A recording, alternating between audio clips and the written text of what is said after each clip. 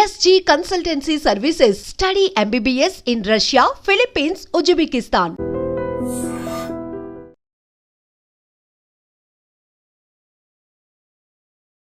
ఉంటాయి, బాగా హై లెవెల్లో ఉండే వాళ్ళు ఉంటారు, అసలు పూటకు కూడా గడవని స్థితిలో ఉంటారు. ఎవరికి చూసుకున్న ఆలోచనలు కోరికలు అన్నీ కూడా ఒకే రకంగా ఉంటాయనే చెప్పాలి. కోరికలకి మన స్థాయి ఇదంతా గుర్తుండదు.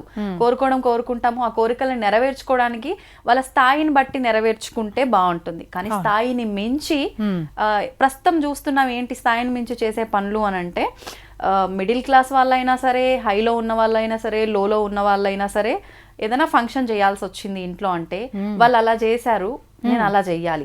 అరే వానికి ఉందిరా బై, తాతలు తండ్రులు సంపాదించి పెట్టింది మస్తుగా ఉంది, వాడు చేసుకుంటాడు.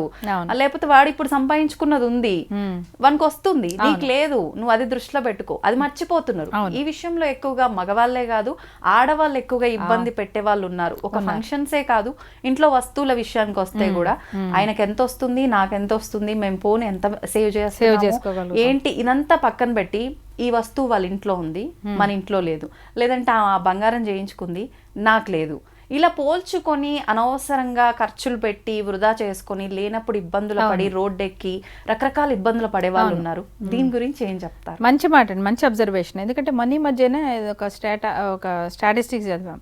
రకరకాల దేశాల్లో పెళ్లి ఖర్చు ఎంత అంటే, కొన్ని దేశాల్లో ఒక ఇద్దరు వ్యక్తులు కలిసి పెళ్లి చేసుకుంటున్నారు అంటే అమ్మాయి అబ్బాయి ఇద్దరు సమానంగా ఖర్చులు పెట్టుకుంటారు.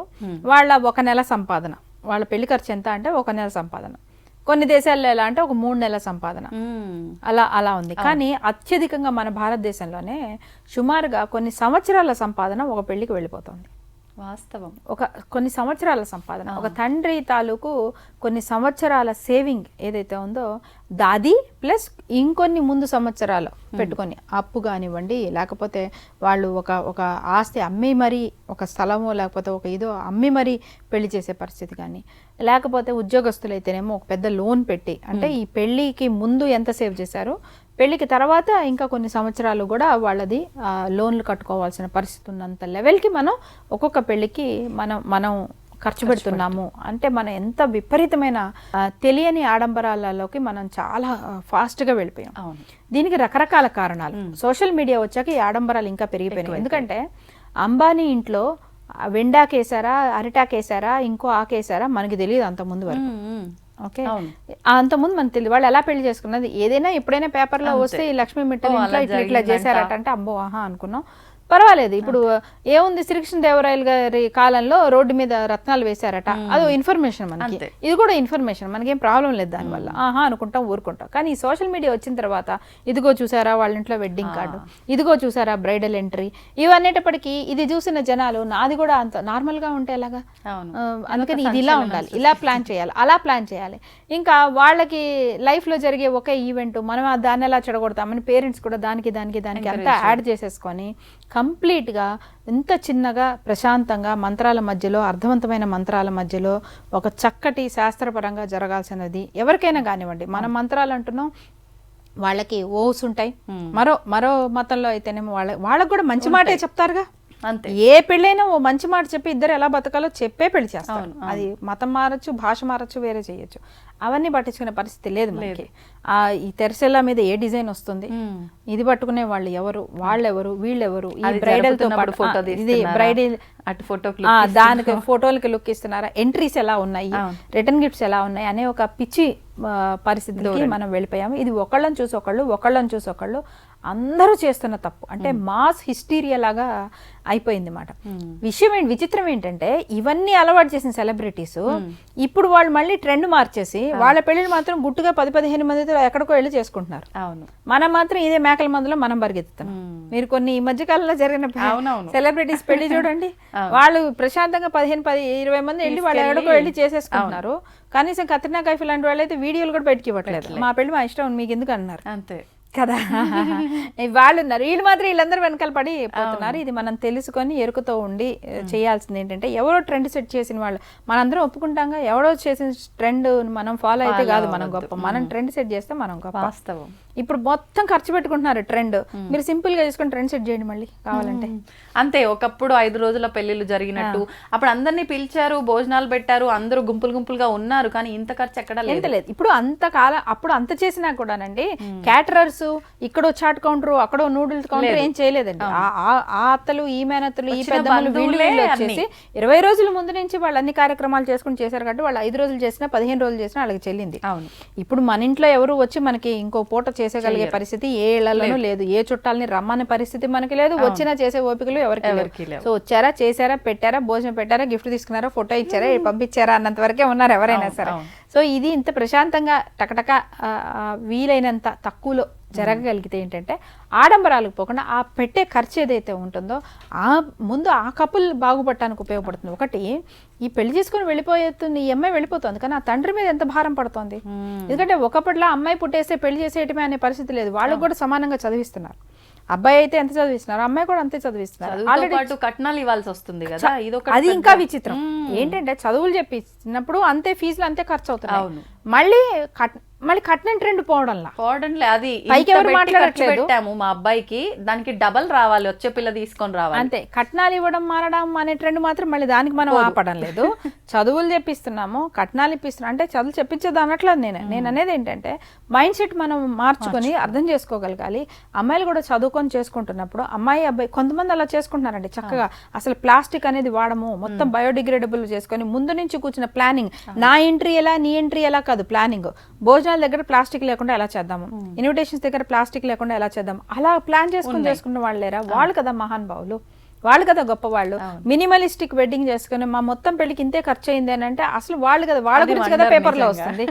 గొప్పగా చూడాల్సింది వాళ్ళ గురించి, అంతే తప్ప ఇన్ని చాట్ కౌంటర్లు పెట్టారు ఇన్ని పెట్టారంటే అక్కడ అది తినే బతుకుతాడా? తర్వాత తిండా ఏం తిన్నా 4 గంటలకు అరిగిపోతుంది కదా తర్వాతకి. సో ఈ ఆడంబరాలకి మనం చాలా చాలా వేస్ట్ చేసుకున్నాం. ఇది పెద్ద చెక్క ఎప్పుడు పెట్టాలి అంటే పెళ్లి టైం వరకు వచ్చిన తర్వాత అక్కడ ప్లానింగ్ లో కాదండి. ఇది తల్లిదండ్రులకు చెప్తున్నాను.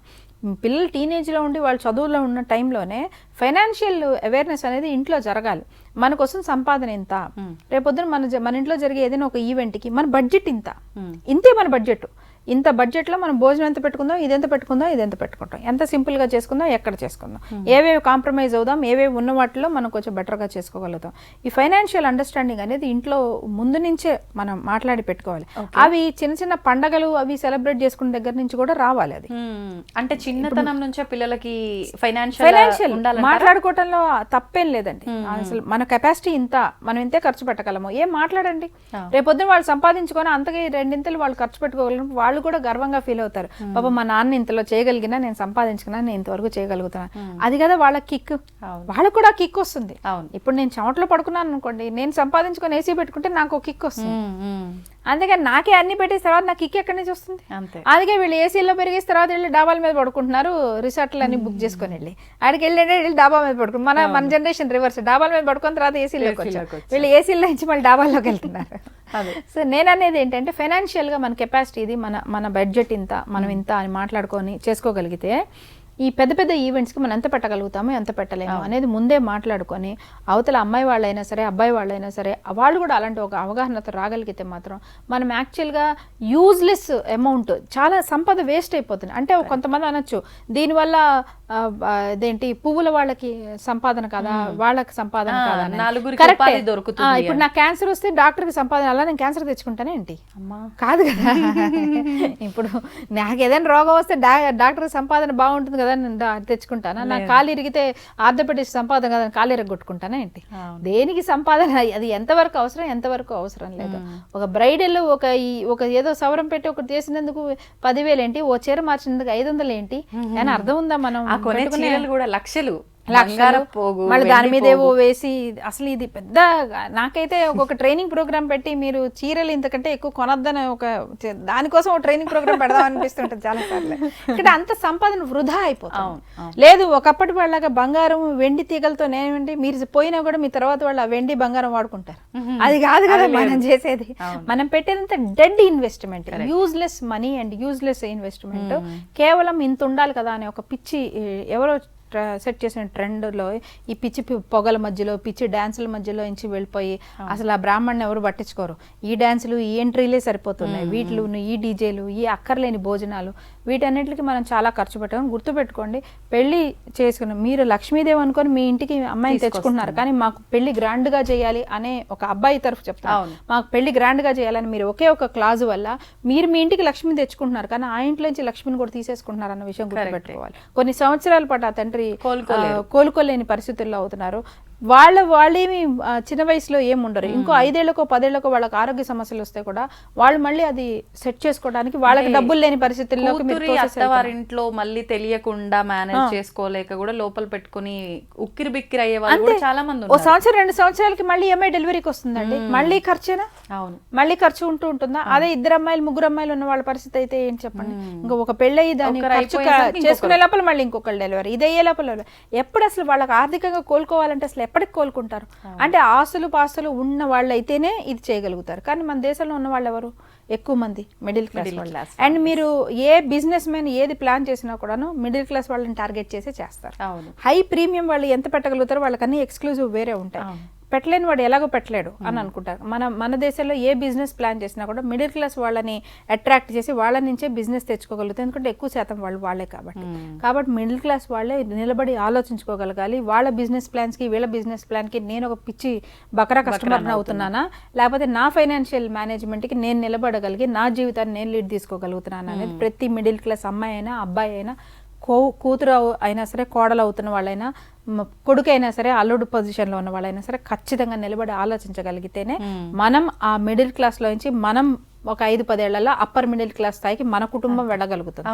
అంతే, లేకపోతే ఈ ఫోటోలు ఇవే మిగిలిపోతాయి, మనం మాత్రం ఫైనాన్షియల్ గా అలాంటి ఇబ్బందికరమైన పరిస్థితుల్లో ఉండే ఒక ప్రాబ్లం వస్తుంది అన్న విషయం మనం అందరం గమనించాలి. కరెక్ట్ అండి మీరు చెప్పింది. నిజంగా మన వాళ్ళంతా ఇప్పుడు ఇది విన్న తర్వాత ఇవన్నీ వాస్తవమే, మనం మాట్లాడుకున్నాయి అన్ని కూడా 100కి 100 వాస్తవము. కాకపోతే ఎప్పుడైనా మంచి చేదంటారు కదా, మనం మాట్లాడగానే ఇప్పుడు వెంటనే వినగానే మీకేందమ్మా మీరు బాగానే చెప్తారని చెప్పి కోపం వస్తుంది జనరల్ గా. కానీ ఆ కోపాన్ని కాస్త పక్కన పెట్టి తీరిగ్గా ఆలోచిస్తే గనక ఇది వాస్తవం కదా అనే ఆలోచన ప్రతి ఒక్కరిలో మొదలవుతుంది. నలుగురు ఏమనుకుంటారు, 10 మంది ఏమనుకుంటారు అని అనుకుంటారండి. కానీ అవును నేను ఇలా అనుకుంటున్నాను, అనవసరమైన ఖర్చులు నేను పెట్టదలుచుకోలేదు, ఇంతే ఉంది, ఇదే ఉంటే నేను చక్కగా అమ్మాయి చదువుకో అబ్బాయి చదువుకో వాడుకుంటాను అని ఆ మాట అంటే కాదని వాళ్ళు ఎవరుంటారు, చుట్టాలు ఉంటారు, కాదని నోట్లో అనుకున్నారు, మనకేంటి? అంతే కదా, చాలా విషయాలు మనం కొత్త విషయం వచ్చే వరకు దీని గురించి మాట్లాడతారు అంతే, అది ఒక 2-3 రోజులు అంతే.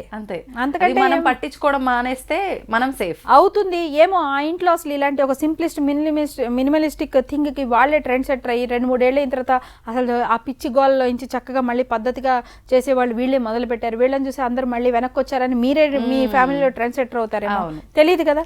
సో యూ ఆల్వేస్ మీరేం చేయదలుచుకున్నారు, మీ క్లారిటీ మీకు ఉంటే మాత్రం ఆ నలుగురు ఏమంటారు 10 మంది అంటే వాళ్ళు మీరు ఏం చేసినా వాళ్ళు అంటారు, మీరు 10 కౌంటర్లు పెట్టినా 11వ కౌంటర్లో ఇంకోటి లేదనే అని అంటారు వాళ్ళు. అంతే తప్ప జనాల కోసం ఆలోచించుకుంటూ పోతే మాత్రం వాళ్ళ కోసం కాదు కదా పెళ్లి చేసుకుంటుంది, అమ్మాయి అబ్బాయి కోసం చేసుకుంటున్నప్పుడు ఈ కళ్ళెం మంచితిలో ఉండాలి అంతే.